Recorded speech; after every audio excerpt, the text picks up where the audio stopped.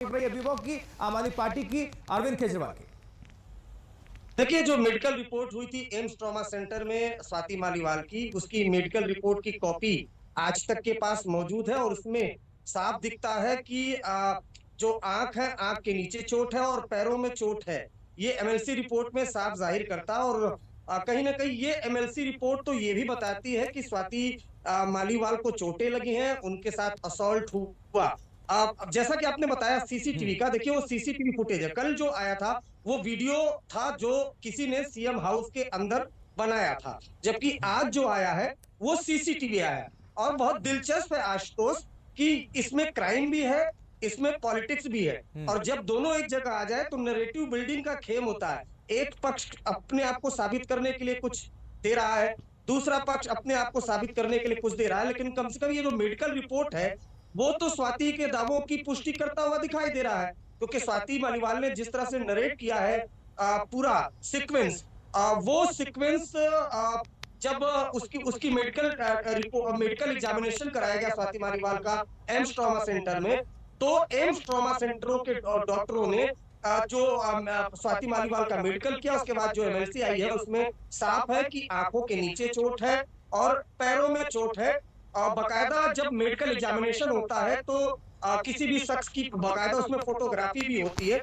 वो सब कुछ इस मेडिकल रिपोर्ट में शामिल है और कहीं ना कहीं जो स्वाति है उनके दावों को इसमें पुष्टि होती हुई दिख रही है। उसके और अलावा अरविंद, अंदर खाने कोई कुछ खुलकर बोल नहीं पा रहा है, ना ही अरविंद केजरीवाल बोल रहे हैं, ना ही स्वाति मालीवाल ने एफआईआर तो दर्ज करा दी है और विभव कुमार का भी स्टेटमेंट आया नहीं है, और तमाम जो आम आदमी पार्टी के कार्यकर्ता और जो उनके बड़े नेता हैं वो भी कुछ खुलकर बोल नहीं रहे हैं, घुमाते हुए नजर आ रहे हैं। तो एक क्राइम का मान लीजिए एंगल आया, एक पॉलिटिक्स का एंगल आ रहा है, कोई बाद में और इंतजार करना होगा, कोई और एंगल सामने निकल कर ना आ जाए, इंतजार करना होगा। हाँ, बिल्कुल इंतजार करना होगा।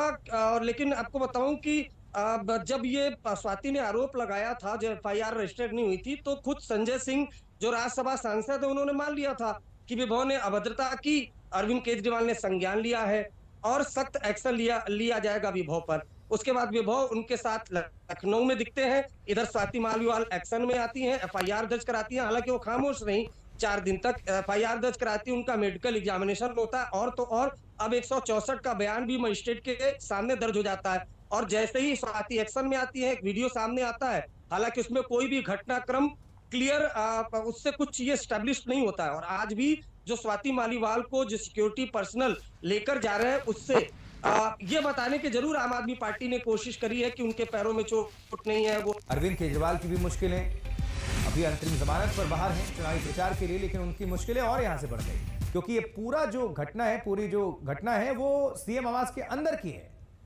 और मुख्यमंत्री केजरीवाल वहां मौजूद थे आवास के अंदर, और पीए पर गंभीर आरोप स्वाति मालीवाल ने। और स्वाति मालीवाल कौन? आम आदमी पार्टी की सदस्य रही है और राज्यसभा के सांसद।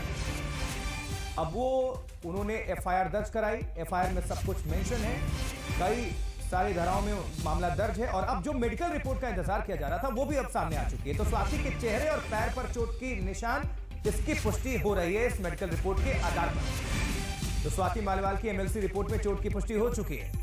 अब ये कह लीजिए कि मेडिकल का जो आधार होता है वो एक पुलिस केस में और जुडिशियल काफी मायने रखता है। तो अब ये मेडिकल रिपोर्ट, अब इसके आधार पर यह मामला और गंभीर हो जाता है क्योंकि इसमें चोट की मौजूदगी पाई गई। पुष्टि इस रिपोर्ट के आधार पर होती है कि हाँ, उनके साथ मारपीट, उनको चोट पहुंचाई गई। अब देखिए 2 तस्वीर, आज जो वीडियो जारी किया गया है वो ये आम आदमी पार्टी